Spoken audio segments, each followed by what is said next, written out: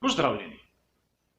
Temperatura zraka je en izmed tistih podatkov, ki nam lahko pove marsikaj v svetu Formule 1. Poleg tiste delovne temperature pnevmatik nam lahko pripomore razumeti tudi, kako nastavitev ima določen pogonski sklop v resnici.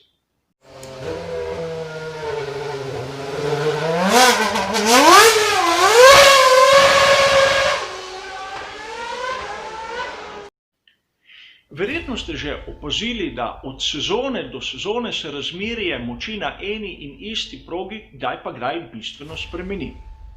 Čeprav imajo bolidi isti koncept, proga seveda se ni spremenila, se kar naenkrat zgodi, da neka določena ekipa iz tistega, da je bila tako z lahkoto na drugem ali tretjem mestu, pride na cilj z minuto zaostanka. In poglejmo si, ali lahko temperatura zraka vpliva na to. In danes bomo odmislili tisti učinek, ki ga ima temperatura zraka na pnevmatiko skupaj s temperaturo asfalta. To sem obdelal v posebnem prispevku, kogar zanima, si ga lahko ogleda. Danes bomo gledali učinek temperature zraka na hlajenje pogonskega sklopa. Pogonski sklop je izjemno kompleksna zadeva. Vsak element rabi svoje hlajenje. In višja kot je temperatura zraka, slabše se ti elementi hladijo. In vidimo ponavadi, da na tistih toplejših dirkah se povečajo tiste zadnje, izhodne odprtine na pokrovu pogonskega sklopa. Vidimo, da se pojavljajo razne odprtine okrog vozniške kabine, podobne škrgam in tako naprej. A da se zgoditi, da tista razlika v temperaturi je taka, da to ni dovolj. Kaj preostane torej ekipi med dirko, če hoče ohraniti tisti pogonski sklop, da bo zdržal to in seveda še naslednje dirke, nič drugega kot to, da zniža tisto število obratov, s katerimi se vrti motor z notranjim izgorevanjem. Dajo poseben program, kateri posledično ima manj moči. Pogledali si bomo na tistih progah, katere so potrjene za letošnjo sezono svetovnega prvenstva Formule 1, primere, kjer bomo videli, da se je to dogajalo. In začnimo z veliko nagrado Avstrija. V sezoni 2018 pri Mercedesu na kvalifikacijah sploh niso bili tako slabi, čeprav med dirko smo videli enega izmed redkih dvojnih odstopov, a šlo je za problem tehnične narave. In če pogledamo konkurenčnost Mercedesa v sezoni 2018, niso bili pripravljeni na zmago, a vseeno niso bili tako zanič. Temperatura zraka 22,9 stopinj oziroma 23, da tako zaokrožim.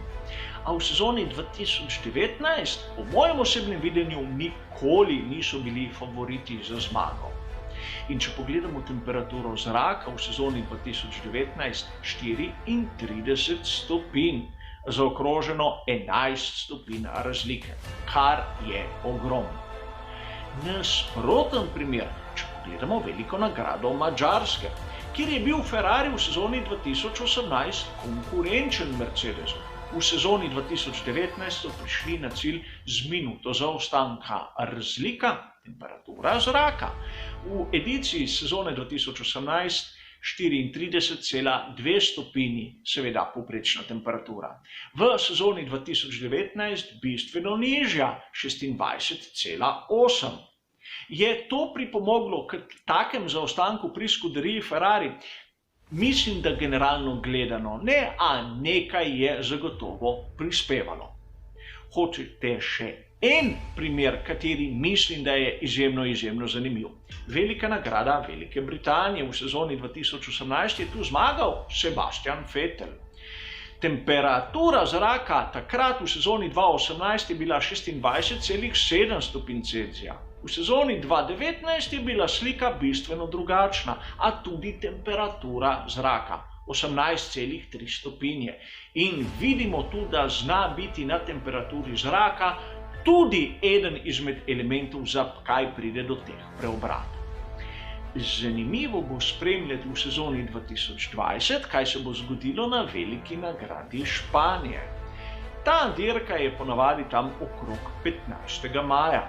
In ponavadi je tu Mercedes tisti, ki je v prednosti. Namreč temperatura zraka v sezoni 2018 je bila 15,4 stopinje, v sezoni 2019 16,9 stopinje, kar je izjemno nizka temperatura, kar je nekako vpisano na kožo Mercedesov, kateri pregreva sicer pnevmatike, ampak tudi s hlajenjem pogonskega sklopa so imeli pogostokrat težave. Vsaj take so govorice po Paddocku. In seveda, sedaj, ko bo ta dirka bistveno kasneje, lahko pričakujemo, da bo tudi temperatura zraka višja. In videli bomo, če bodo konkurenčni, tako kot so bili na zimskih testiranjih. Po drugi strani ne moremo pričakovati, da na progi, katera leži konceptu določenega bolida, bo kar tako prišlo do preobrata. Spomnimo se samo velike nagrade Belgije v sezoni 2018 17,3 je bila temperatura zraka v sezoni 2019 16,9. Torej, če potegnemo črto, smo bili na eni in isti temperaturi in v obeh primerih je bil Ferrari tisti, ki je prednjačil.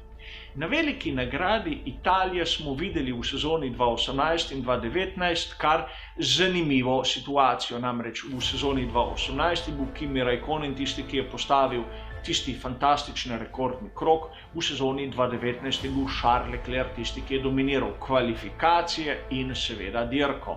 Razlika v temperaturi zraka je minimalna, 20,9 za sezono 2018 in 22,3 za sezono 2019. Kot sem povedal, minimalna razlika. Tu bi lahko iskali faktorje drugje v pnevmatikah, v temperaturi asfalta, v bolidu samem in razvoju ter še bi lahko našteval. A kljub vsemu, tisto, kar smo videli na primer pri veliki nagradi Velike Britanije, Madžarske in Avstrije, nam da vedeti, da tudi temperatura zraka je pomemben dejavnik. A ne smemo ga spremljati samo čez tisti vikend, temveč gledati za sezone nazaj in primerjati razmerje moči ter tako nekako skušati ugotoviti, kaj se bo lahko zgodilo na tisti dirki. Je tudi zanimivost na dvojni dirki Velike nagrade Avstrije in Velike nagrade Velike Britanije. Ukolikor bo prišlo do kakega neurja, kakšne spremembe temperature zraka, če bomo videli tudi spremembo razmerja moči. Zanimiv podatek, kateremu moramo dati malce več pozornosti. Hvala za vašo pozornost in nasvidenje.